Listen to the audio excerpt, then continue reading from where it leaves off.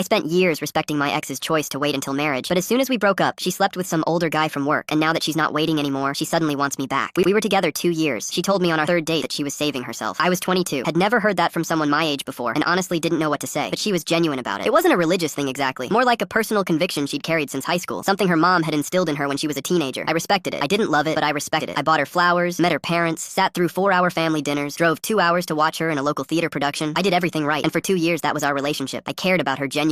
I told myself the physical side of things wasn't everything, and for the most part, I believed it. But there were nights where it was hard not to feel like I was being kept at a distance no matter how close we actually were. I never said that to her. I didn't want to pressure her or make her feel bad for a decision she'd made long before she met me. When we finally broke up, it wasn't even about that. It was distance. She took a job in another city, I wasn't ready to move, and after a few months of trying to make it work long distance, we both admitted it wasn't working. It was sad, but mutual. No blow up, no betrayal. We hugged in a parking lot, and that was it. I moved on. It took a few months, but I started seeing someone new in the fall. Things were easy in a way my last relationship never quite was. I wasn't walking on eggshells, I wasn't waiting for something that never came. It felt normal and good. Then about 6 months after the breakup, she texted me, said she'd been doing a lot of thinking, said she missed me, said she was ready now, that she'd realized she'd been holding back from me unfairly, and she wanted to try again. Her words were careful, like she'd rehearsed them. I asked what changed. She went quiet for a second, that specific kind of quiet where you can feel someone deciding how much to say. Then she told me she'd gotten close to a guy at her new office. He was 34. She mentioned almost immediately that he was married, like that detail would soften what came next. Said it was a mistake, said she'd been lonely, said he had pursued her relentlessly for weeks until she gave in, said it didn't mean anything, and it was over now. I just sat with that for a minute. 2 years. 2 years I waited, and I never once pushed, never guilted her, never brought it up in a fight, never made her feel like she owed me anything. I respected every single boundary she set because I respected her. That guy waited about 6 weeks. I told her I'd moved on, that I was seeing someone and things were going well, and that I genuinely wished her the best, but I didn't think getting back together made sense. I said it as kindly as I could because I didn't want to be cruel about it. She pushed back, said it wasn't fair that I was penalizing her for something that happened while we were broken up, said he had taken advantage of her vulnerability, said if I really cared about her, I'd understand that people make mistakes when they're heartbroken. And then she said the thing that stuck with me. She said, "You never even fought for me when I left." I thought about that. And then I said, "I spent 2 years showing up for you in every way I knew how. I never fought for you to stay because I didn't think I had the right to ask you to choose me over your own future. That's not a lack of love. That's respect." And somehow that counted for less than 6 weeks with someone who didn't respect you at all. She didn't respond to that. The call ended pretty shortly after. I figured that was it. Closed chapter. Then about 3 weeks later, a mutual friend sent me a screenshot. His wife had found out. She'd gone through his phone, found everything, and posted it all publicly. The texts, photos, all of it. And here's the part that really landed. It wasn't just my ex. There were 2 other women from that same office. Different timelines, same script. The relentless pursuit, the "you're different from anyone I've met," all of it. He'd done this before, and he'd do it again. My ex called me that night. I could hear from the first second that she'd been crying for a while. She didn't even say hello. She just started talking, explaining, asking if I'd seen it, asking what she should do, asking if I thought she was stupid. I looked at my phone for a second. Then I let it go to voicemail. Not out of anger, not to punish her. I just finally understood that I had spent 2 years being the steady, patient, respectful person in her life, and when she needed someone to absorb her pain, I was still the first name she called. And I was done being that for someone who was with someone else's husband while I waited. I listened to the voicemail once, then deleted it. I never called back.